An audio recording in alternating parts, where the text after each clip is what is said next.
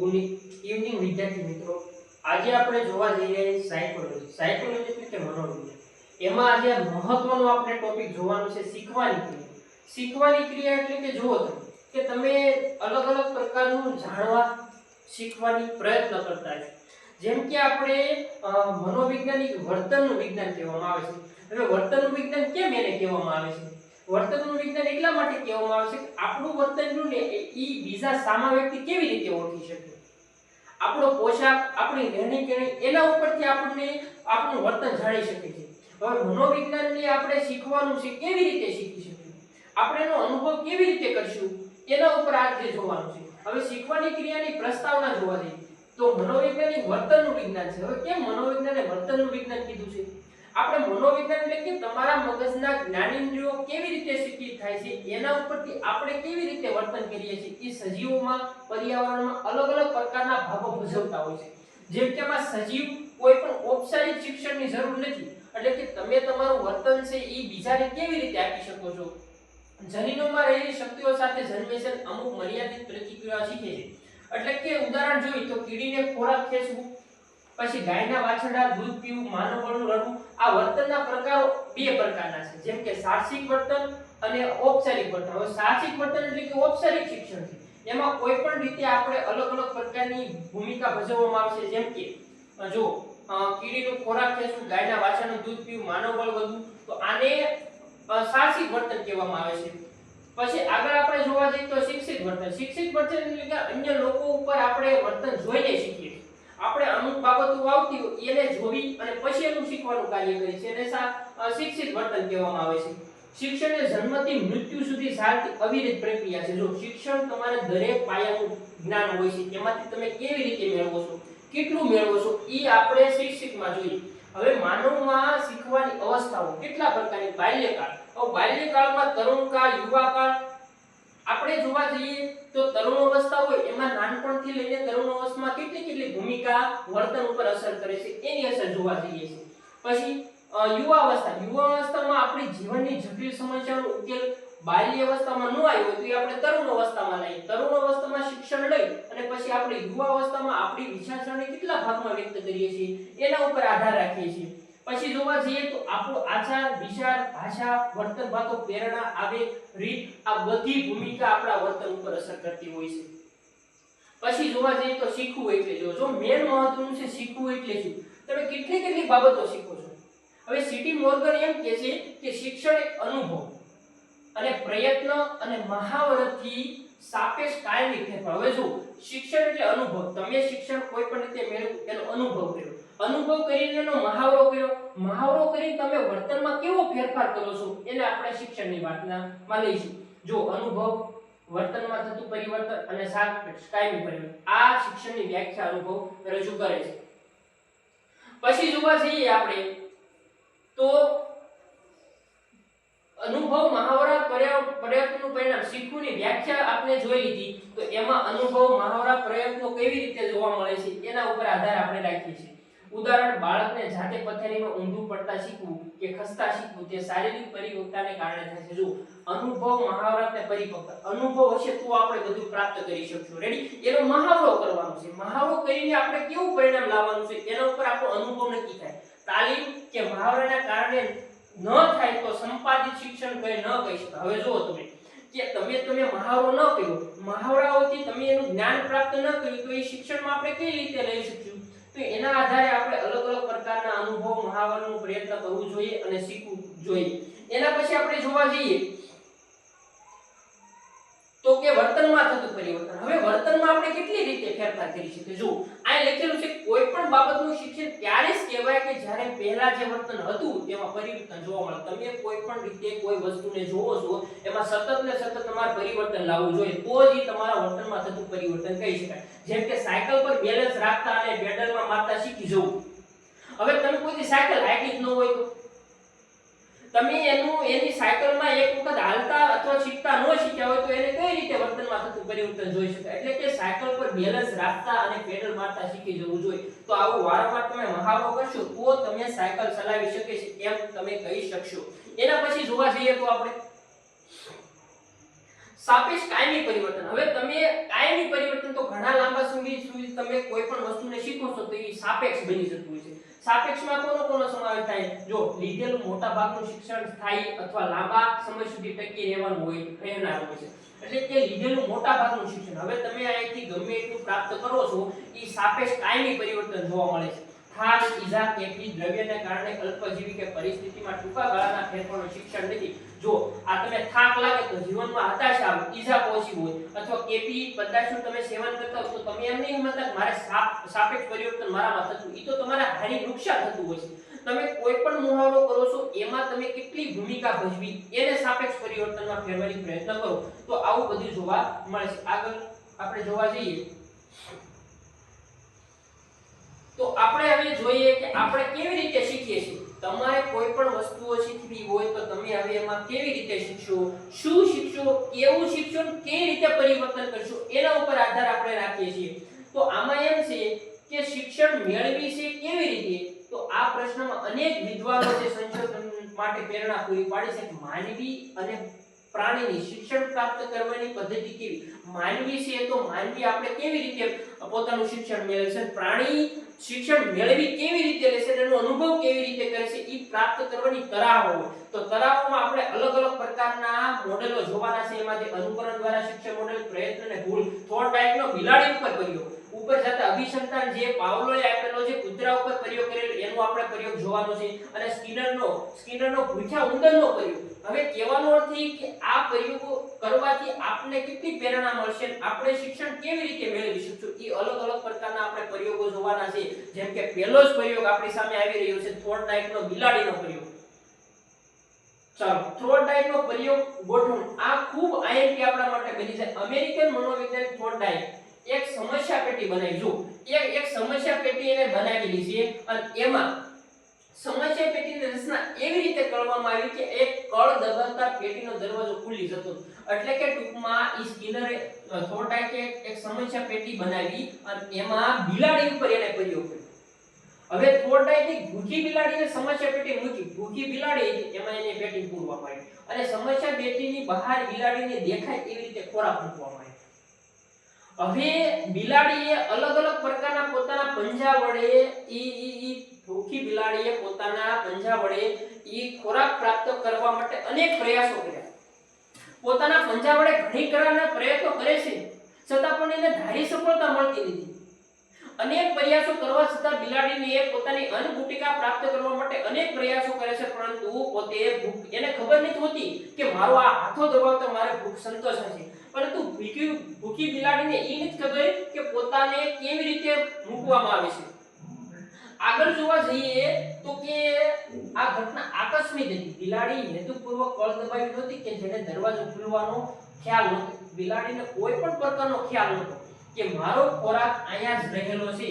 તો બિલાડીએ પોતે 24 વખત પોતે હેતુપૂર્વક 24 દિવસમાં 24 પ્રયત્નો સતત ચાલુ કર્યા. એ 24માં દિવસે બિલાડીને પોતાનો કળ દબાવતા પોતાની ભૂખ સંતોષ પ્રાપ્ત કરે છે.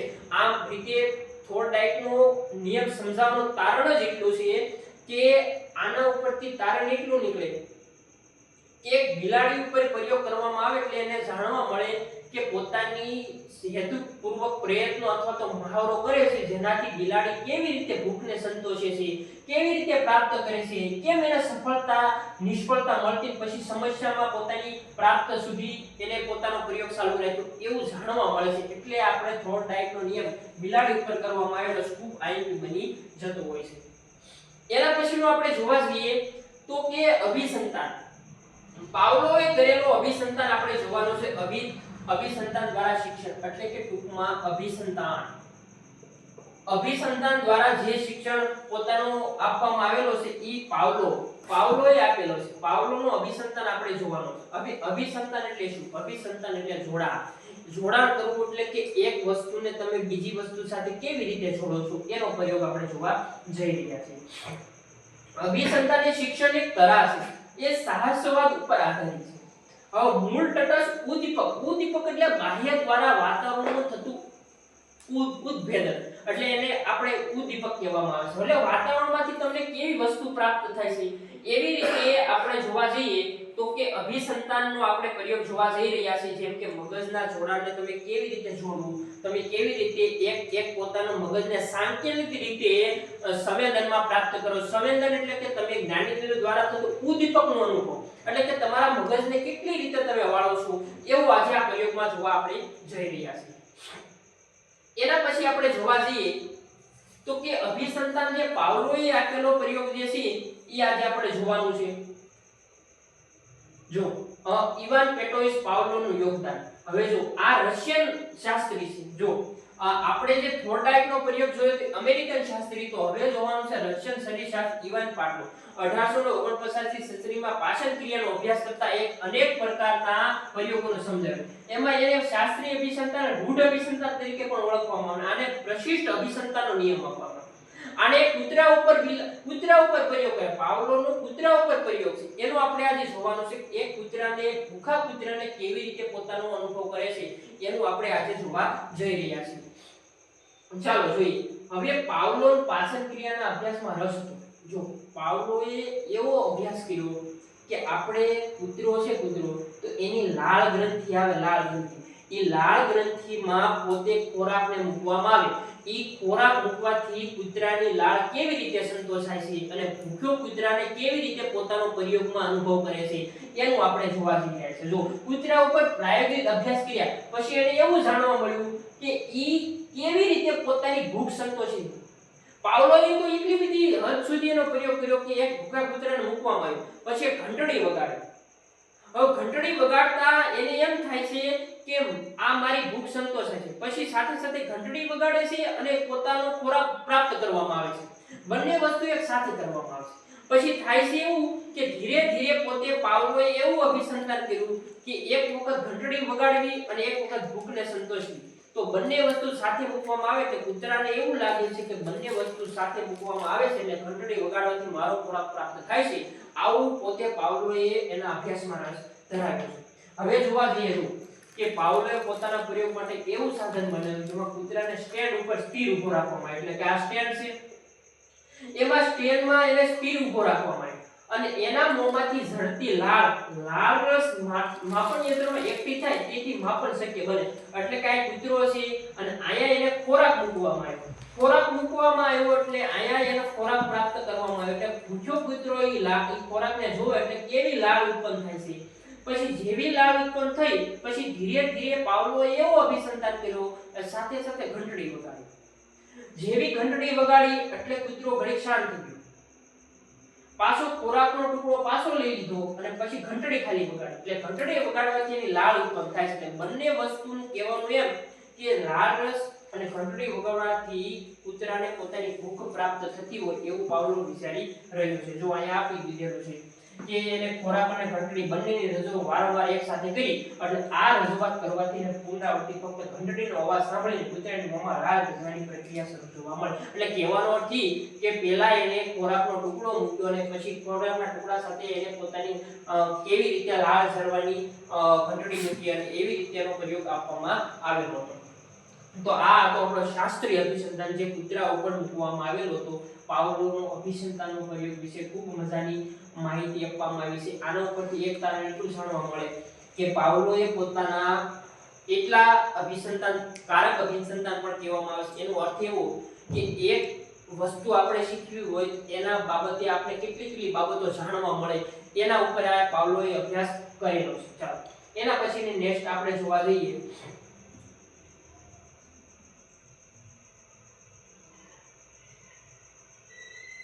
સ્કિનરનો પ્રયોગ. રેડી? આ પણ ખૂબ મજાનો પ્રયોગ છે. સ્કિનરનો પ્રયોગ સ્કિનરની પેટીની રચના. હવે સ્કિનરના મતે પ્રબલન એટલે કે કોઈ પણ વસ્તુ આપણે આપવાથી પ્રાણી માનવીના વર્તનમાં કેવો ઈચ્છિત આકાર બદલે છે આપણે કેવી રીતે જાણી શકીએ. પ્રબલન એટલે વિલોપન કરવું. કોઈ સામેની વ્યક્તિનો આપણે ઈચ્છિત આકાર જોઈ શકીએ પ્રબલન કહેવામાં આવે છે. આ માન્યતા પ્રાયોગિક ધોરણે ચકાસવા આપણે સમસ્યા પેટીની રચના કરી સ્કિનરને પેટી ઓળખવામાં આવે અને આ અન્નગુટિકા સંચય પેટીની નીચેની એટલે કે કહેવાનો અર્થ ઈ કે આપણે જે 4 પ્રકારના સંતાનો જોવાના છે એમાં એક આપણે થોર્નડાઇકનો અભિસંધાન જોયું, એના પછી આપણે પાવલોવનો અભિસંધાન જોયું, એના પછી સ્કિનરનો પ્રયોગ જોયો. એટલે કહેવાનો અર્થ એ થાય છે કે મનોવૈજ્ઞાનિકોએ અલગ અલગ પ્રકારના પ્રયોગો કરી કેવી રીતે લોકોને વર્તન વિશે માહિતી આપે છે એના ઉપર આજે જોવા જઈ રહ્યા છે. ચાલો હવે અહીંયા એમ છે કે આ સમસ્યા પેટીની વિશેષતા એ હતી કે અન્નગુટિકા સંચય પેટીની અને પેટીની નીચેની તરફ આવેલા હાથાને એક તાર કે સળિયાથી એવી રીતે સાંકળવામાં આવે કે પ્રાણી જ્યારે હાથો દબાવે ત્યારે જ અન્નગુટિકા સંચયની પેટી પ્રાપ્ત થાય નકર થાય નહીં. એટલે કે કહેવાનો અર્થ કે સ્કિનરનો ઉંદર ઉપર પ્રયોગ કરવામાં આવ્યો, એક ભૂખ્યા ઉંદરને એને રાખવામાં આવ્યો સમસ્યા પેટીમાં અને એ સમસ્યા પેટીને એવી રીતે દબાવવામાં રાખી કે ઉંદર ગમે એટલો પ્રયત્ન કરે પણ ઉંદરને એટલી ખબર નથી કે મારો આ હાથો દબાવવાથી મારો ખોરાક પ્રાપ્ત થશે. તો એવા પ્રયોગ સાથે સ્કિનરે પોતાના પ્રયોગો કરવામાં આવેલા છે. હવે એક પેટી બનાવવામાં આવી એમાં એક ભૂખ્યા ઉંદરને રાખવામાં આવ્યો. હવે એ ભૂખ્યો ઉંદર સતત ને સતત પંજા મારે છે, દોડદાડ કરે છે, સળિયા ઉપર પ્રહારો કરે છે, બસકા ભરે છે, પણ આ ક્રિયાઓ જોતા જ એને અન્નગુટિકા પ્રાપ્ત કરવાનો હાથો દબાય એવી કોઈ શક્યતા નથી. ઘણા પ્રયત્નો કરવામાં આવે છે, ઉંદર ઘણી ખરી પ્રયત્ન કરે છે પરંતુ એને કોઈ પણ પ્રકારના ભૂખ સંતોષવા માટે કોઈ પણ પ્રકારનું જ્ઞાન હોતું નથી. ઉંદરે અનેક પ્રકારની રચના કરી જેમ કે હાથો દબાવવા, સળિયાને પંજા મારવા, પણ કોઈ પણ પ્રકારનો ભૂખ સંતોષવામાં પ્રાપ્ત થતી નથી. છેલ્લે એને એવું જાણવા મળે છે કે અન્નગુટિકા આદિક હાથો હતો, જો હાથો દબાવે અને તરત પોતાનો ભૂખ સંતોષે એવી રીતે પોતાનો પ્રયોગ કરે છે. એટલે કે ઉંદરે યાંત્રિક રચનાથી અપરિચિત હોવાથી તેને અન્નગુટિકા છે એવો કોઈ ખ્યાલ નહોતો, છતાં પણ એને અનેક પ્રકારના પ્રયત્નો કરવામાં આવ્યા. છેલ્લે એને અન્નગુટિકાનો હાથો દબાવવાથી પોતાની ભૂખ સંતોષ પ્રાપ્ત કરે છે અને આમ કરીને પોતાનો સ્કિનરનો પ્રયોગ પોતે રચવામાં આવેલો છે. જો એને આટલી વખત પ્રયત્ન કર્યા છે. અન્નગુટિકા ઉંદરે 15 મિનિટ પહેલા પ્રયત્ન કર્યા, પછી 20 મિનિટ થયા, 15 ને 20, પછી એના પછી વારંવાર સતત ને સતત ક્રિયા કરતા ગઈ. એમ કરી એને 75 મિનિટ સુધી એને પ્રયત્ન કર્યા, એટલે કે 1 કલાક ને 15 મિનિટ જેવી એને સમય લાગ્યો અને પછી એને પોતાનો ભૂખ સંતોષ પ્રાપ્ત કરી. એમ કરી અને પોતાને સ્કિનરે પોતાના અલગ અલગ પ્રયોગો પોતે બતાવી અને પોતાનું પ્રબલન કરી અને પ્રાપ્ત કઈ રીતે કરવું, વર્તન વિશે કેવી રીતે માહિતી આપવી, એના માહિતી સભર આજે આપણે સ્કિનરને જોઈ રહ્યા છીએ. રેડી, ચાલો નેક્સ્ટ આપણે જોવા જઈએ વિલોપન.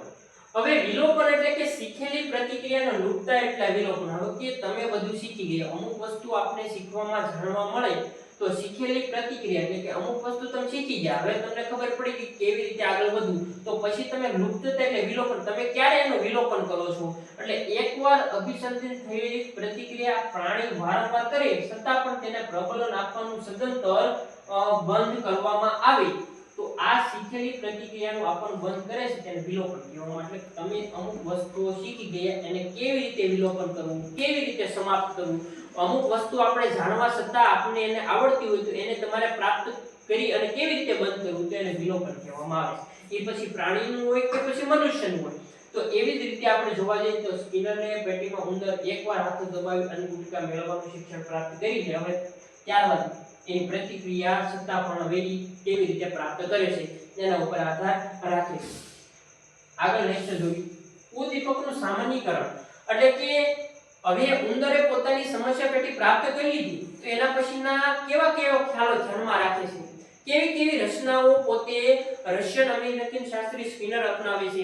તો એવી રીતે આપણે જોવા જઈએ તો કે જે રીતે શાસ્ત્રીય અભિસંધાન ઉદ્દીપકનું એટલે કે બાહ્ય વાતાવરણમાંથી સામાન્યીકરણ જોવા મળે છે તો એને કારક અભિસંધાનમાં સ્કિનરના પ્રયોગમાં ઉદ્દીપકનું સામાન્યીકરણ થઈ શકતું નથી, કારણ કે કારક અભિસંધાન પોતાને કેવી રીતે પ્રાપ્ત કરવું એના ઉદાહરણ નીચે મુજબ જોવા મળે છે. આગળ નેક્સ્ટ ચાલો હવે ઉદ્દીપકનું ભેદબોધન એટલે એનો કેવી રીતે આવી શકે તો શાસ્ત્રીય અભિસંધાનની જેમ કારક અભિસંધાન એટલે કે શાસ્ત્રીય અભિસંધાન પાવલોવનો અને કારક અભિસંધાન જે સ્કિનરનો આ બંને ઉંદરને પ્રકાશની હાજરી અને ગેરહાજરીની વચ્ચે ભેદ પાડતા શીખવાડશે કે જે પેલો આપણે કૂતરા ઉપર પ્રયોગ કર્યો હતો અને ઉંદર ઉપર પ્રયોગ કર્યો એમાં બેનો ભેદબોધન અલગ છે. જે કૂતરા ઉપર પ્રયોગ કરવામાં આવેલો છે એ તો માત્ર ને માત્ર ઘંટડી અને એના કાર્યના સંતાનથી ઓળખવામાં આવશે, પરંતુ શાસ્ત્રીય અભિસંધાન ઉંદર ઉપર પોતાની સમસ્યા પેટીમાં કેવી રીતે પ્રાપ્ત કરવો ખોરાક એના વિશે માહિતી આપવામાં આવશે, જેમાં પ્રકાશની હાજરીમાં જોવા મળે છે ઉંદર હાથો દબાઈને કેવી રીતે આને ગુટકા પ્રાપ્ત કરી છે એ જોવા મળે છે। આગળ ચાલો, ખૂબ મહત્વનો હવે આંતરસૂઝ પ્રયોગ આવી રહ્યો છે। આંતરસૂઝ શિક્ષણ એ એક બોધાત્મક ક્રિયા સાથે સંકળાયેલ શિક્ષણની પ્રક્રિયા। આંતરસૂઝ તમારામાં કેવી રીતે આંતરસૂઝ છે, તમારા મગજને કેવી રીતે તમે વાળો છો એ શિક્ષણ મેળવી, બોધાત્મક એટલે જાણવું, બોધાત્મકનો અર્થ થાય જાણવું, કેવી રીતે જાણવો છો એ જાણી તમે કેવા સંકળાયેલા શિક્ષણની ક્રિયાઓ કરો છો એના વિશે આપણે જોવામાં આવે છે। આ ખૂબ મજાનો પ્રયોગ છે। જો આંતરસૂઝ પ્રયોગ પ્રથમ વખત કોહલર નામના સમષ્ટિવાદ જર્મન મનોવૈજ્ઞાનિક, જો અલગ અલગ પ્રકારના વૈજ્ઞાનિકો છે એને સિમ્પાન્જી ઉપર કેનેરી ટાપુ ઉપર પ્રયોગ કરેલો છે। જો એ કોહલર છે, કોહલર સિમ્પાન્જી ઉપર એટલે કે વાનર ઉપર કેવી રીતે પ્રયોગ કરે છે અને પોતાની આંતરસૂઝથી કેવી રીતે શિક્ષણ આપે છે એના ઉપર આપણે જોવા જઈ રહ્યા છીએ। રેડી? આ ખૂબ મજાનો એક પ્રયોગ આપવામાં આવેલો છે કોહલરનો। કોહલરનો અભિસંધાન આપણે જોવા જઈ રહ્યા છીએ સિમ્પાન્જી ઉપર કેનેરી ટાપુ। જો હમણાં જ મેં કીધું કે કેનેરી ટાપુ ઉપર સિમ્પાન્જી એટલે કે વાનર ઉપર કેવી રીતે પ્રયોગ કર્યા છે એ આપણે આજે જોવા જઈ રહ્યા છીએ। રેડી? નેક્સ્ટ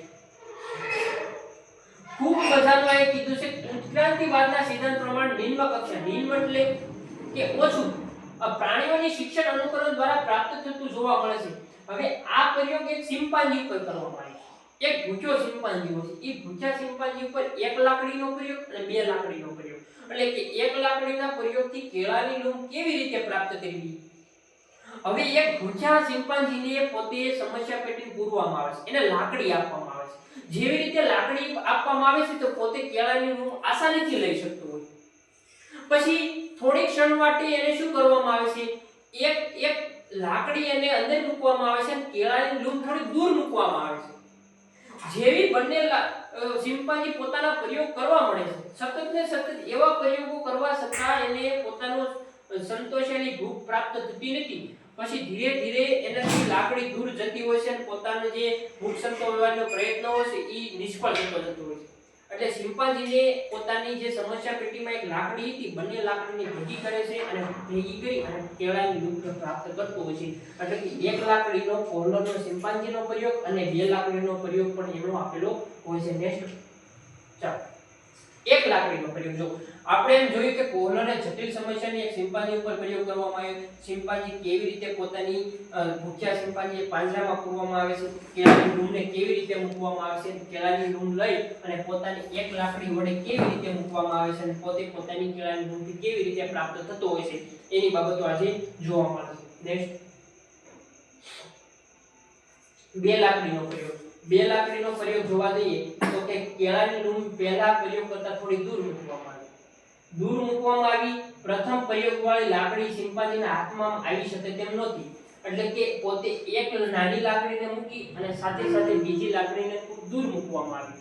પછી ધીરે ધીરે એને કેળાની લૂમ ખૂબ દૂર જતી જોવા મળી, એટલે એક લાકડીને જોડી અને બંને લાકડીને પોતાની ભૂખ કેવી રીતે પ્રાપ્ત કરી એના ઉપર પોતે કોહલરે અભ્યાસ કરેલો છે। ચાલો, એના પછી એક મહત્વનો આપણે ખોખાનો પ્રયોગ, ખોખાનો પ્રયોગ એટલે કે કોહલરે જ આપેલો પ્રયોગ છે। કોહલર ચિંપાંજી વાનર ઉપર જ પ્રયોગ કરવામાં આવેલો છે। કોહલરે થોડીક વધુ અઘરી સમસ્યા કરવામાં, આપણે ઘણી વખત જીવનમાં અનેક પ્રયત્નો કરવા છતાં આપણે સફળતા મળતી નથી, તો આપણે સફળતા મેળવવા માટે આપણે અઘરી સમસ્યામાંથી કેવી રીતે પ્રાપ્ત કરતા હોઈએ છીએ, તો એવી જ રીતે ખોખાના પ્રયોગમાં એને એક અઘરી પરીક્ષા મૂકવામાં આવી। હવે એવું મૂકવામાં આવ્યું કે આ આયોજનમાં એને ઊંચી છતવાળા ઓરડામાં 3 ખોખા મૂક્યા, ધીરે ધીરે એક ખોખો, બે, એના ઉપર ખોખા મૂકવામાં આવ્યા અને ખોખાની ઉપર વચ્ચોવચ્ચ કેળાની લૂમ લટકાવવામાં આવી। પછી તો કે ચિંપાંજી કેળા જોયા એટલે કૂદકો મારીને કોઈ પણ રીતે કેળા પ્રાપ્ત કરવાના અનેક નિષ્ફળ પ્રયાસો કર્યા, એક ખોખામાંથી ચડે તો નિષ્ફળ જાય। પછી ધીરે ધીરે કેળાની લૂમ પોતે ધીરે ધીરે ઉપાડવા જાય છે પરંતુ નિષ્ફળતા મળે છે, તો ધીરે ધીરે પોતે ઓરડામાં ખોખા જોવે છે, તો ખોખા ઉપર ખોખા ચડાવી અને પોતે ઉપર ચડી અને પોતાને ખોખામાંથી ઉપર ચડીને કેળાની લૂમ કેવી રીતે પ્રાપ્ત કરી એના ઉપર આપણે આધાર રાખીએ છીએ। આના પછી આપણે જોઈએ તો કોહલરના પ્રયોગનું તારણ શું નીકળ્યું? આના ઉપરથી આપણે શું શીખવા મળ્યું કે કોહલરે એક લાકડીનો પ્રયોગ, બે લાકડીનો પ્રયોગ અને ખોખાનો પ્રયોગ કર્યો. તો એના પરથી આપણને શું શીખવા મળ્યું? આ પ્રયોગ ઉપરથી આપણું તારણ શું નીકળે? તો આમાંથી આપણું એક જ તારણ નીકળે કે પહેલા મળેલા શિક્ષણને લીધે અન્ય સમસ્યામાં ઉપલબ્ધ સાધનનો ઉપયોગ કરીને સમસ્યાનો હલ કેવી રીતે લાવી શકાય, કે તમે જીવનમાં કેવી રીતે કોઈ પણ વસ્તુ પ્રાપ્ત કરો છો તો એમાંથી તમને કેટલી માહિતી મળે છે અને તમે એ માહિતીને લઈને અન્ય માહિતી સાથે કેવી રીતે સાંકળો છો, એના ઉપરથી આ તારણો બધું જોવા મળે છે. બરોબર, તો આ ઉપરથી આપણે જોવા મળતું હોય છે